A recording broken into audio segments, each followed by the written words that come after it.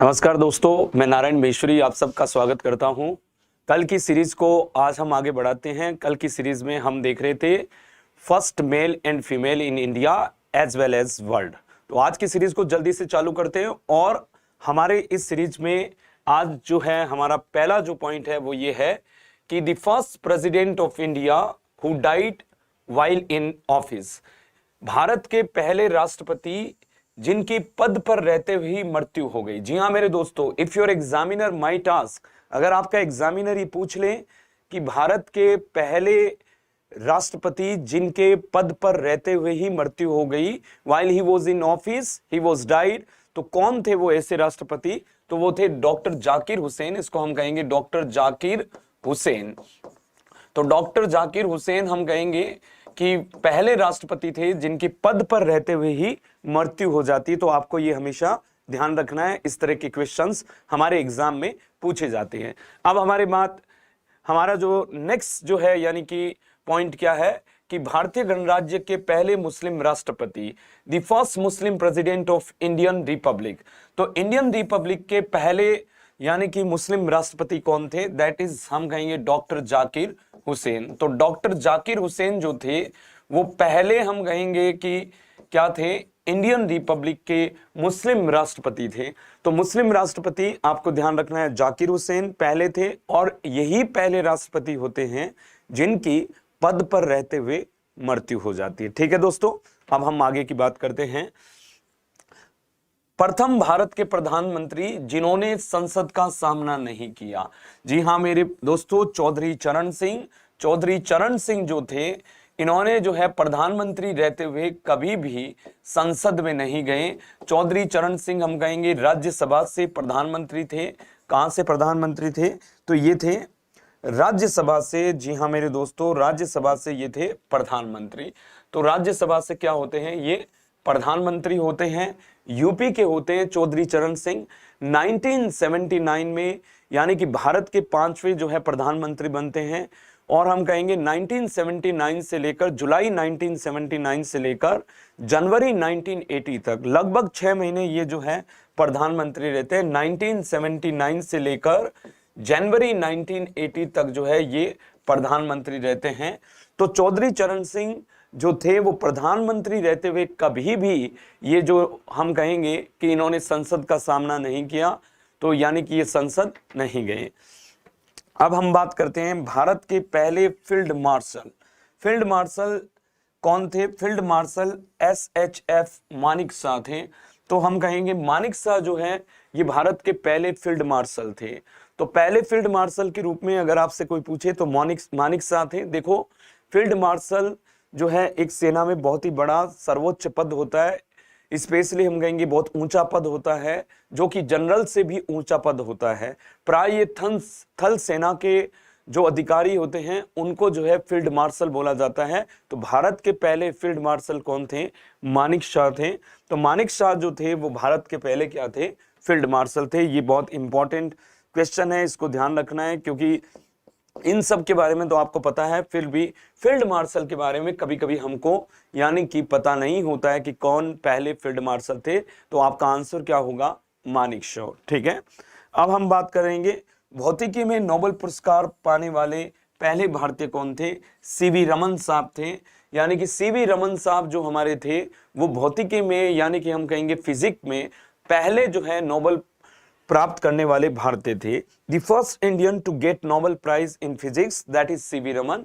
इन्होंने प्रकाश के प्रकीर्णन की जो है खोज की थी।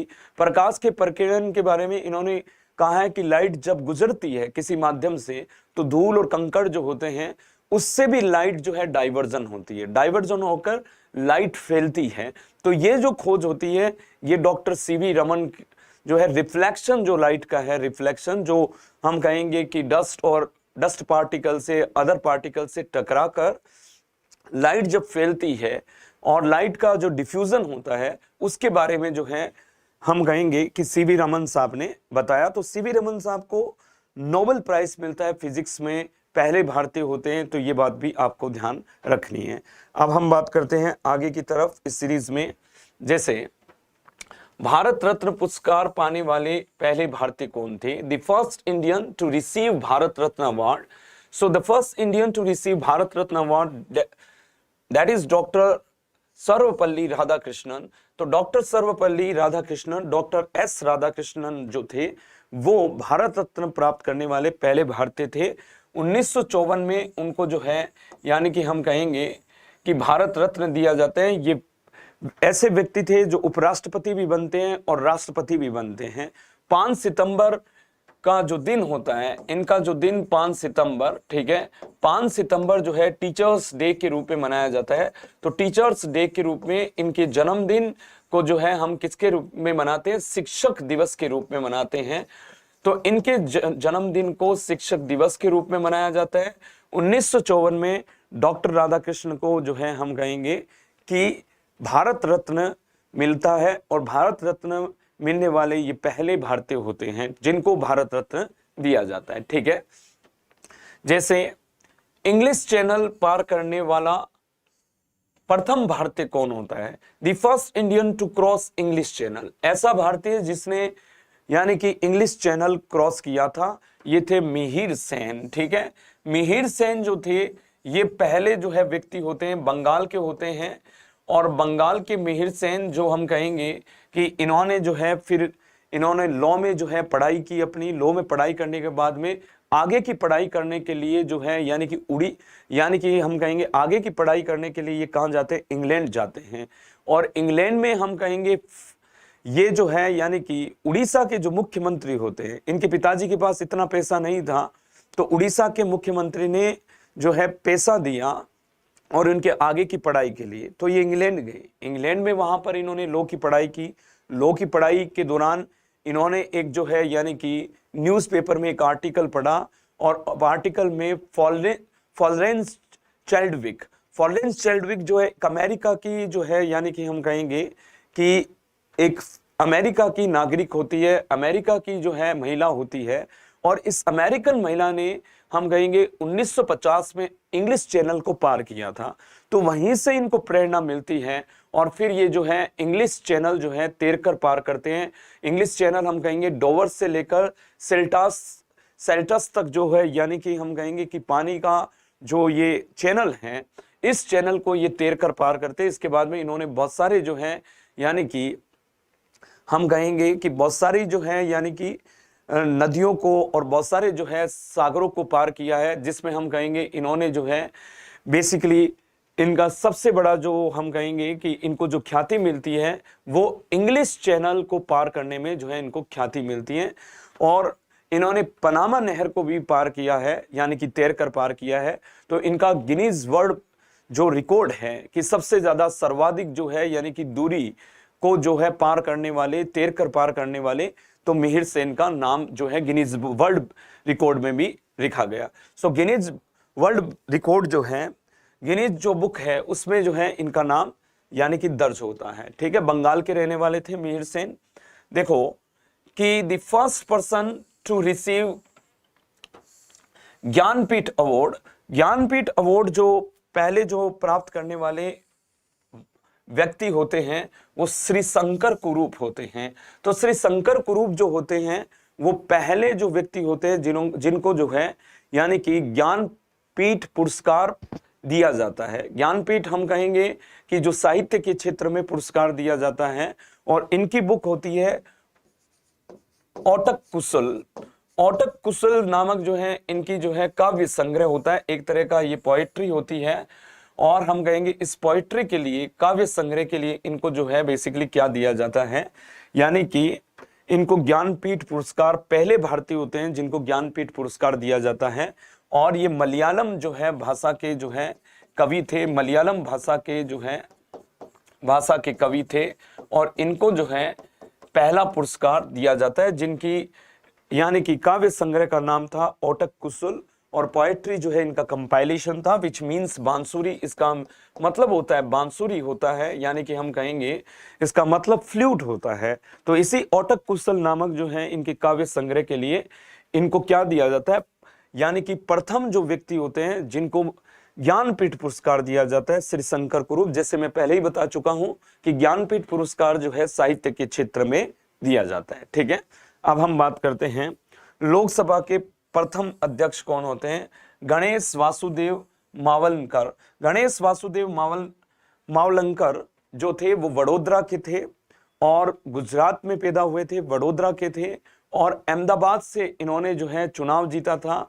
फिर हम कहेंगे भारत की पहली जो लोकसभा होती है उन लोकसभा के ये जो है अध्यक्ष होते हैं। तो अहमदाबाद से ये चुनाव जीत कर जाते हैं और भारत की प्रथम जो लोकसभा होती है, द फर्स्ट यानी कि हम कहेंगे parliamentary of India, and in the first parliament he was the first speaker of the India. तो पहले पार्लियामेंट के, पहले संसद के ये पहले अध्यक्ष होते हैं। और गणेश वासुदेव मावलंकर, ये आपको ध्यान रखना है कि भारत के पहले लोकसभा स्पीकर होते हैं। जी हाँ मेरे दोस्तों, जैसे मैं आप बता चुका हूं, अहमदाबाद से इन्होंने चुनाव जीता और वडोदरा के ये खुद रहने वाले थे। तो बहुत घबराना नहीं, बहुत आसानी से मेरे साथ आप चलते रहिए। मैं आपको जो है सारी चीजें आपके सामने लाऊंगा, बस आपको मेरी क्लास लेते रहना है, आपको जो है मेरी क्लास को जो है ध्यान से देखते रहना है, फिर आपको कहीं भी कोई प्रॉब्लम नहीं होगी। This is my guarantee to you, no problem at all. बस योर रेगुलरिटी और your consistency will decide everything. तो आपकी रेगुलरिटी और आपकी कंसिस्टेंसी जो है वही डिसाइड करेगी। तो आपको रेगुलर रहना है, कंसिस्टेंट रहना है। ठीक है, अब हम बात करते हैं यहां से कि भारत के प्रथम उपराष्ट्रपति कौन थे। प्रथम उपराष्ट्रपति भी डॉक्टर राधाकृष्णन थे। मैंने आपको पहले ऊपर ही बता दिया था इसके बारे में कि डॉक्टर राधाकृष्णन जो थे वो पहले प्रथम यानी कि उपराष्ट्रपति भी थे और प्रथम राष्ट्रपति भी थे। तो पहले कुछ समय के लिए उपराष्ट्रपति बनते हैं, फिर राष्ट्रपति बनते हैं, तो पहले राष्ट्रपति थे। ठीक है, द फर्स्ट एजुकेशन मिनिस्टर यानी कि भारत के पहले एजुकेशन मिनिस्टर कौन थे। प्रथम शिक्षा मंत्री डॉक्टर अब्दुल कलाम आजाद। डॉक्टर अब्दुल कलाम आजाद यानी कि डॉक्टर अबुल कलाम आजाद, इसको डॉक्टर अब्दुल कलाम आजाद या इनको अबुल कलाम आजाद भी लिखा जाता है। तो डॉक्टर अबुल कलाम आजाद जो थे वो भारत के पहले एजुकेशन मिनिस्टर थे। He was the first education minister of India. तो भारत के पहले एजुकेशन मिनिस्टर होते हैं। और आप देखिए कि ये कांग्रेस के सबसे जो है हम कहेंगे कि सबसे युवा अध्यक्ष होते हैं। सबसे युवा अध्यक्ष अगर आपको कांग्रेस का कोई पूछ ले, जैसे कल हम बात कर रहे थे कि 1885 में इंडियन नेशनल कांग्रेस का गठन होता है, right. In 1885 Indian National Congress was established. ठीक है, सो 1923 में कांग्रेस का दिल्ली का जो विशेष अधिवेशन होता है, दिल्ली के विशेष अधिवेशन में यानी कि मौलाना अबुल कलाम आजाद ने अध्यक्षता की। उस समय इनकी उम्र जो होती है 35 इयर्स की होती है। He was only the 35 year of age when he presided the session of the Indian National Congress at the special session of the Indian National Congress which was held at Delhi in 1923. So by this logic he was the youngest president of Indian National Congress. So if your examiner might ask कि who was the youngest president of Indian National Congress, then your answer must be the youngest president of Indian National Congress is Maulana Abul Kalam Azad and he was the first education minister of the free India. तो ये भारत के जो है यानी कि स्वतंत्र भारत के ये पहले जो है एजुकेशन मिनिस्टर या शिक्षा मंत्री भी होते हैं। तो आज हमने मौलाना अबुल कलाम आजाद के बारे में कुछ फैक्ट्स थे, उनके बारे में हमने बात की। अब हम इस सीरीज को आगे बढ़ाते हैं। इस सीरीज में आज हम आगे बढ़ते हैं कि भारत के प्रथम गृह मंत्री कौन थे। हु वाज द फर्स्ट यानी कि home minister of India. The first home minister of India was the Sardar Vallabhbhai Patel. Bharat के पहले गृह मंत्री, जी हाँ मेरे दोस्तों, सरदार वल्लभ भाई पटेल थे। सरदार वल्लभ भाई पटेल हम कहेंगे गुजरात से थे और गुजरात में इन्होंने बारदोली आंदोलन का भी नेतृत्व किया। और बारदोली आंदोलन का जब नेतृत्व किया 1928 में, तो हम कहेंगे कि बारदोली आंदोलन का जब नेतृत्व किया तो वहां की महिलाओं ने इनको सरदार की उपाधि दी थी। बारदोली की महिलाओं ने इनको सरदार की उपाधि दी। The female of the Bardoli gave the title Sardar to Vallabhbhai Patel after the successful execution of the Bardoli movement which was हम कहेंगे कि pursued against the British empire. British government के अगेंस्ट चलाया गया था। Just due to the increase of the revenue, राजस्व में बढ़ोतरी हो जाती है। राजस्व में बढ़ोतरी के कारण जो सूरत के पास में बारदोली जो तालुका है, यानी कि गुजरात का सूरत जो शहर है उसके पास में बारदोली तालुका है, और उसी बारदोली तालुका से यानी कि ये आंदोलन की शुरुआत होती है, जिसका नेतृत्व सरदार वल्लभ भाई पटेल करते हैं। और यहाँ पर सफलतापूर्वक आंदोलन करने के कारण यहाँ की महिलाओं ने खुश होकर इनको जो है सरदार की उपाधि दी। ठीक है, अब हम बात करते हैं आगे की तरफ। The first Indian air chief marshal, पहले भारतीय एयर चीफ मार्शल कौन थे? एयर मार्शल एस मुखर्जी थे। तो भारत के पहले एयर चीफ मार्शल कौन थे? यानी तो एयर चीफ मार्शल हम कहेंगे कि वायुसेना से जो है ये वायुसेना में पद होता है। तो पहले एयर चीफ मार्शल कौन होते हैं भारत के? वो हम कहेंगे मार्शल एस मुखर्जी होते हैं। तो एस मुखर्जी जो है पहले चीफ मार्शल होते हैं। ठीक है, अब हम बात करते हैं पहले भारतीय नौसेना प्रमुख कौन थे? The first Indian naval chief कौन होते हैं? तो पहले जो इंडिया के नेवल चीफ होते हैं, नौसेना जो अध्यक्ष होते हैं, वाइस एडमिरल आर डी कटारी होते हैं। कौन होते हैं? वाइस एडमिरल आर डी कटारी जो होते हैं वही भारत के जो है पहले नौसेना के अध्यक्ष होते हैं। एयर चीफ मार्शल कौन होते हैं? Air chief marshal S Mukherjee होते हैं। पहले नौसेना के अध्यक्ष कौन होते हैं? वाइस एडमिरल आर डी कटारी होते हैं। तो ये बात आपको ध्यान रखना है। ठीक है, अब हम बात करते हैं कि द फर्स्ट जज of the international court of justice, the first जज of the international court of justice कौन होते हैं? तो कोर्ट ऑफ जस्टिस अंतरराष्ट्रीय न्यायालय के पहले भारत के न्यायाधीश कौन होते हैं? भारत के पहले भारत के न्यायाधीश जो कि अंतरराष्ट्रीय न्यायालय के न्यायाधीश चुने जाते हैं, तो हम कहेंगे डॉक्टर नागेंद्र सिंह होते हैं। डॉक्टर नागेंद्र सिंह जो है बेसिकली ये हम कहेंगे कि इंटरनेशनल कोर्ट ऑफ जस्टिस के क्या बनते हैं? जज बनते हैं और न्यायाधीश बनते हैं। ये पहले भारतीय होते हैं। 1944 में हम कहेंगे इंटरनेशनल कोर्ट ऑफ जस्टिस का गठन होता है, और ये संयुक्त राष्ट्र जो संगठन है उसके जो 6 ऑर्गन हैं, 6 अंग हैं, उन अंग में से एक हम कहेंगे क्या है? इंटरनेशनल कोर्ट ऑफ जस्टिस भी है। तो संयुक्त राष्ट्र जो संगठन है, यूएन जो है, यूएन के 6 संस्थाएं हैं। उन 6 संस्थाओं में एक संस्था है इंटरनेशनल कोर्ट ऑफ जस्टिस, जिसका गठन 1944 में होता है, और इसका मुख्यालय हेग नीदरलैंड में है। सो हेग नीदरलैंड में इसका क्या है? मुख्यालय है। सो the headquarter of the International Court of Justice is in Hague, which is a part of the Netherlands. Netherland के हेग में है। ठीक है, ये बात ध्यान रखना है आपको। ठीक है, अब हम बात करते हैं नेक्स्ट पॉइंट हमारा जो इस सीरीज में, the first person to get Paramvir Chakra. तो परमवीर चक्र जो प्राप्त करने वाले जो पहले व्यक्ति होते हैं वो मेजर सोमनाथ शर्मा होते हैं। जी हाँ दोस्तों, मेजर सोमनाथ शर्मा जो होते हैं वो पहले हम कहेंगे कि परमवीर चक्र को प्राप्त करने वाले होते हैं। तो अगर आपका एग्जामिनर ये पूछ ले कि पहले परमवीर चक्र को प्राप्त करने वाले व्यक्ति कौन होते हैं, सो प्रथम वो भारतीय जो कि परमवीर चक्र को प्राप्त करते हैं, तो आपका नाम क्या होगा? आप और हम जो बताएंगे वो थे मेजर सोमनाथ शर्मा। तो आपका आंसर हमेशा होगा मेजर सोमनाथ शर्मा। ठीक है, देखो the first chief election commissioner, तो पहले मुख्य चुनाव आयुक्त कौन होते हैं? वो पहले मुख्य चुनाव आयुक्त होते हैं सुकुमार सेन होते हैं। जी हाँ मेरे दोस्तों, सुकुमार सेन जो होते हैं वो पहले हम कहेंगे कि चीफ इलेक्शन कमिश्नर होते हैं। और आपको ये मैं बताऊं आपकी जानकारी के लिए, एक्स्ट्रा जानकारी के लिए, ये सूडान के भी चीफ इलेक्शन कमिश्नर रहते हैं। तो सूडान के चीफ इलेक्शन कमिश्नर रहते हैं, और 1951 से लेकर 1960 तक ये जो है क्या रहते हैं? चीफ इलेक्शन कमिश्नर रहते हैं। आर्टिकल जो 324 है संविधान का, वो हम कहेंगे कि इलेक्शन कमीशन की बात करता है। और इलेक्शन कमीशन में हम कहेंगे कितने सदस्य होते हैं? इलेक्शन कमीशन एक मल्टी मेंबर जो है हम कहेंगे कि कमीशन होता है। एक जो है multi member commission, multi member आयोग होता है। इसमें एक चीफ जज होता है, ठीक है, सॉरी, एक चीफ कमिश्नर होता है, और दूसरा हम कहेंगे चीफ कमिश्नर, और 2 कमिश्नर होते हैं। तो 3 मेंबर होते हैं, 2 कमिश्नर होते हैं, 3 कमिश्नर होते हैं। आर्टिकल 324 के तहत इसका गठन किया गया। और आयु हम कहेंगे एलिजिबिलिटी क्या होती है इसमें? एलिजिबिलिटी ये होती है कि बेसिकली ये जो है सुप्रीम कोर्ट के जज की जो एलिजिबिलिटी होती है वैसी eligibility in chief election commissioner की होती है।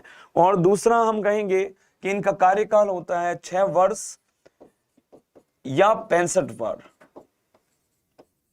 जो भी पहले हो जाए वो इनका कार्यकाल होता है। यानी कि या तो 6 वर्ष तक इनका पूरा कार्यकाल चले या 65 वर्ष की आयु जो है कंप्लीट कर लें, तब तक जो है बेसिकली हम कहेंगे 6 वर्ष या 65 वर्ष, विच एवर इज अर्लियर, जो भी इनमें से जल्दी हो जाता है। मान लीजिए मेरे 6 साल कंप्लीट नहीं हुए और मैं 65 वर्ष का हो गया तो मुझे रिटायरमेंट लेना पड़ेगा, ठीक है, मुझे पद से हटना पड़ेगा, या फिर मैं 6 वर्ष पूरे कंप्लीट करूं। तो पहले या तो 6 वर्ष कंप्लीट हो जाए मेरे, ठीक है, या 6 वर्ष कंप्लीट नहीं हो या 65 वर्ष मेरे आयु के कंप्लीट हो गए, तो कोई भी इनमें से जो है यानी कि अर्लियर है तो वो हम कहेंगे कि उस कंडीशन में उसको पद से हटना पड़ेगा, ठीक है। सो ये इनका कार्यकाल होता है 6 वर्ष या 65 वर्ष, ठीक है, जो भी पहले हो, ठीक है। अब हम बात करते हैं आगे की तरफ। आगे हमारा जो आज का जो पॉइंट है वो ये है, the first person to receive Magsaysay award.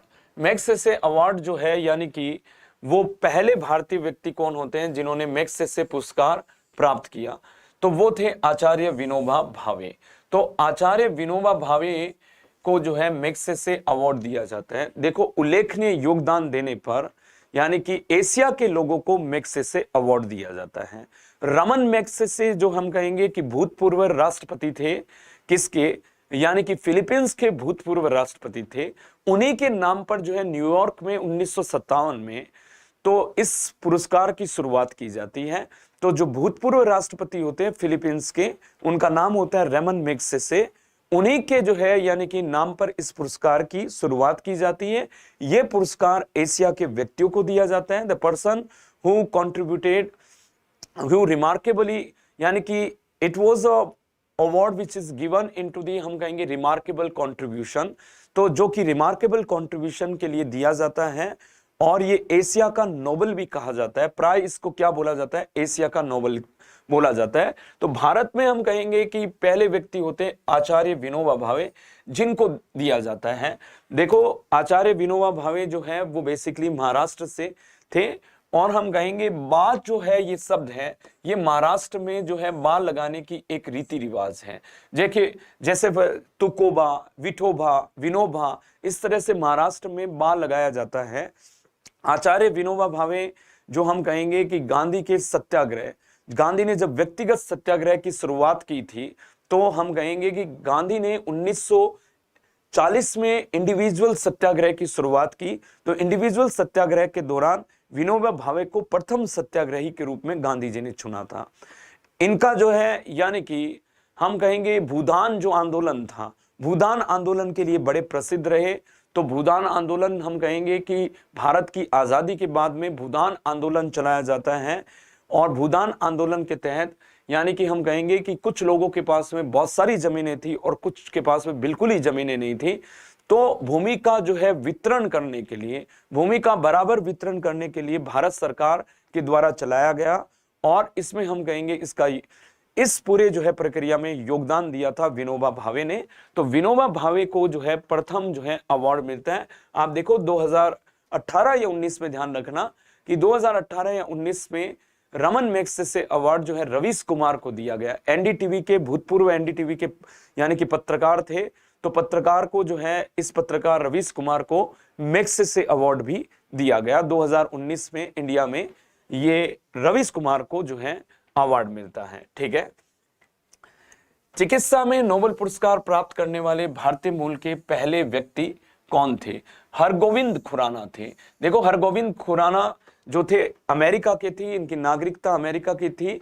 और मॉलिक्यूलर बायोलॉजी में इन्होंने बहुत बड़ा काम किया। मॉलिक्यूलर बायोलॉजी में काम करने के कारण इनको क्या मिला जाता है, चिकित्सा में जो है इनको नोबेल पुरस्कार दिया जाता है। और हरगोविंद खुराना। तो आपका आंसर क्या होगा? The first person of Indian origin to receive Nobel prize in the medicine. चिकित्सा में नोबेल पुरस्कार प्राप्त करने वाले भारतीय मूल के पहले व्यक्ति कौन होते हैं? तो भारतीय मूल के पहले व्यक्ति होते हैं हरगोविंद खुराना होते हैं। तो ये बात आपको ध्यान रखनी है, हरगोविंद खुराना, ठीक है।